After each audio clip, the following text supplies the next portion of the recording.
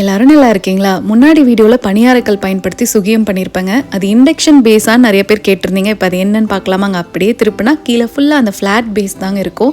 நம்மளுக்கு ஊர்லலாம் பார்த்திங்கன்னா அப்படியே ஒரு ரிங் இருக்கும், இல்லாட்டி ஓவலாக இருக்கும். அப்படி இல்லாமல் இப்படி இருக்கிறனால சூப்பராக வந்து ஒர்க் ஆகுங்க. இது 5 வருஷம் ஆச்சு கிட்டத்தட்ட நான் வாங்கி. ரொம்ப நல்லா இருக்குதுங்க. யூகேயில் இருக்கிறவங்க பணியாரம் சாப்பிட முடியலேன்னு வருத்தப்பட்டு இருக்கீங்களா இண்டக்ஷன் ஸ்டவ் வச்சுட்டு? அப்போது இந்த லிங்க் வந்து நான் ஃபஸ்ட் கமெண்ட்டில் பின் பண்ணுறேன், வேணும்னா செக் பண்ணி பாருங்கள். பூஜைக்கு வாங்கின தேங்காய் எல்லாத்தையுமே அன்றைக்கி கீத்து போட்டு எடுத்து வைக்கிறதுக்கு டைம் இல்லைங்க. அதனால் ஃப்ரிட்ஜில் எடுத்து வச்சுருந்தேன். இன்றைக்கி அது எல்லாத்தையும் கீத்து போட்டு ஜிப்லாக்ல போட்டு ஃப்ரீசரில் போட்டாச்சுங்க. இனி 1 மாதம் வரைக்கும் சூப்பராக இருக்கும்.